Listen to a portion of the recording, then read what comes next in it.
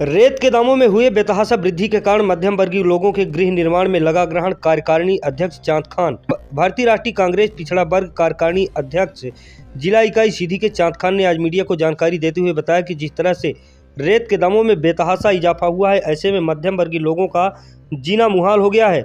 जहां सरकार एक तरफ हर व्यक्ति को पीएम आवास दे रही है, वहीं दूसरी तरफ रेत और सरिया गृह निर्माण सामग्री की बढ़ती महंगाई के कारण मध्यम वर्गीय लोग अपने पीएम आवास नहीं बना पा रहे हैं।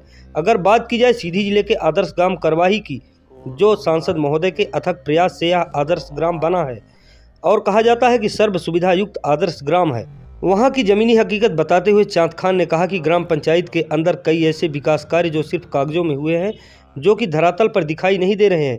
यह बात कांग्रेस नेता चांद खान ने कही है। जैसे नाली निर्माण, पीसीसीकरण, मेड़बंधान, तालाब गहरीकरण, नल जल योजना के तहत घर घर पानी पहुंचाना, सारे काम जुमले की तरह रह गए हैं।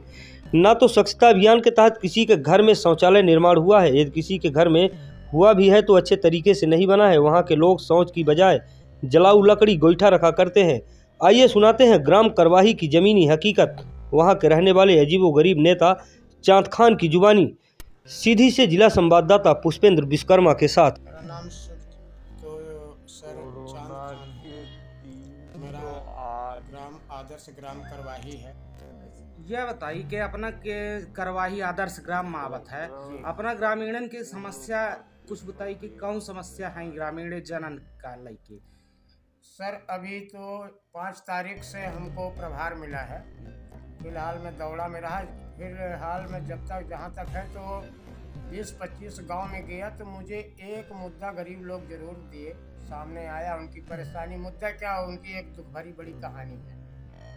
कहानी ये है उनकी कि सरकार जो है ये प्रधानमंत्री आवास जो देते हैं, उन पर मैं ये चाहता हूँ कि कलेक्टर साहब से मैं मिलूं और ये कहना चाहता हूँ कलेक्टर साहब से कि ये जो गरीबों का घर बनता है, तो गरीबों का घर तो बनता है, उनको पैसा रकम मिलता है, लेकिन बेचारों को रेता नहीं मिलता। रेते की इतनी किल्लत और परेशानी हमारे जिला के अंदर जा रहा है, जो कि बेचारे जिनके पास दायां बायां कुछ थोड़ा 19-20 कमाई हो तो किसी कदर बना लिए, और जिनका उतने में ही बनना है वो कैसे बनवाएं। पहला समस्या। अब ये एक टाली रेता जो है 6,000-7,000 में वो गरीब खरीद रहे हैं।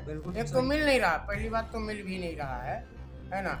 तो ये मुद्दा है सामने अपने जिला का भारी समस्या, जो कि कौन सी गाड़ी में वो 6-7 हजार में देते हैं? क्या ट्रैक्टर है या 407? ट्रैक्टर है सर। ट्रैक्टर में जौन की अपने घर की चीज है, अपने घर का चीज है, अपने खेत का चीज, अपने जमीन का चीज, हमें 6,000-7,000 में एक ट्रैक्टर मिल रहा है सर। बिल्कुल ये पूरी क्षेत्र की समस्या है, ये पूरे जिला की समस्या मैं अपनी बता रहा हूँ, मैं पर्सनल कोई गांव का नहीं बता रहा हूँ। तो करवाही जिस गांव से आप बिलोंग करते हैं वो तो एक आदर्श ग्राम है, सांसद महोदय का गांव आदर्श ग्राम है। वहां यदि इस प्रकार की स्थिति है तो आप क्या कहेंगे? अब आदर्श ग्राम में तो बनी हुई स्थिति है, आज से नहीं बहुत पहले से बनी हुई है स्थिति। बहुत सारी समस्या है वहाँ सर। और फिलहाल जहाँ आदर्श ग्राम की बात है, तो आदर्श ग्राम की बात मैं क्या करूँ आपसे, मैं आप सबको खुद ही न्योता देना चाहता हूँ, एक दिन आ जाइए आदर्श ग्राम का नजराना देख लीजिए। अच्छा, आदर्श ग्राम सांसद महोदया का गई कब लोगन के दुख सुख में देखा? हाँ, सांसद महोदया जी पहले जब आदर्श उन्होंने किया अपने ग्राम को, तो ग्राम की बात मैं क्या करूं आपसे, मैं आप सबको खुद ही न्योता देना चाहता हूं, एक दिन आ जाइए आदर्श ग्राम का नजराना देख लीजिए। अच्छा, आदर्श ग्राम सांसद महोदया का गई कब लोगन के दुख सुख में देखा? हाँ, सांसद महोदया जी पहले जब आदर्श उन्होंने किया अपने ग्राम को, कौन साल की बात किया? ये हो गया 5-6 साल की बात, 7 साल की बात हो गई।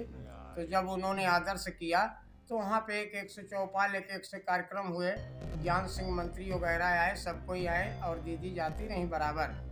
फिर इसके बाद 4-5 ट्रिप के बाद फिर उन्होंने कोई कार्यक्रम नहीं रखा और उन्होंने गई भी नहीं, उतना इंटरेस्ट भी नहीं रखी गाँव। अच्छा, अपने आदर्श ग्राम के आज के डेट की का हाल है? कार सड़क के बराबर लोगन का है, लैट्रिन स्वच्छता का रहा थी, लैट्रिन नहीं है सर। ये स्वच्छता ही नहीं है, इतनी परेशानी अपने गांव में, बल्कि दूसरा गांव हमारे गांव से अच्छा है। जिस तरह से एक आदर्श ग्राम को जो बुनियादी सुविधाएं अन्य गांव की अपेक्षा शासन के द्वारा मिलती हैं, तो क्या वो सभी सुविधाएं मिल रही हैं? नहीं मिल रही हैं, नहीं मिल रही हैं, सारी सुविधाएं नहीं। अभी हमारे गांव में इतने कागज बन गए हैं, अगर मैं जांच कराना चाहूँ तो 2 आंगुर सड़क लग जाएगा। बिल्कुल जौ में के भ्रष्टाचार हो रहा है। अपना देखा तो कि जो ताला बंद रहा थे शौचालय में, गामन में जो शौचालय बनी है तिन्हन में ताला बंद रहा थे, में का कहे चाहत? ताला क्यों ना बंद रहे भाई, उतना फैसिलिटी से अगर बने तो लोग यूज करें।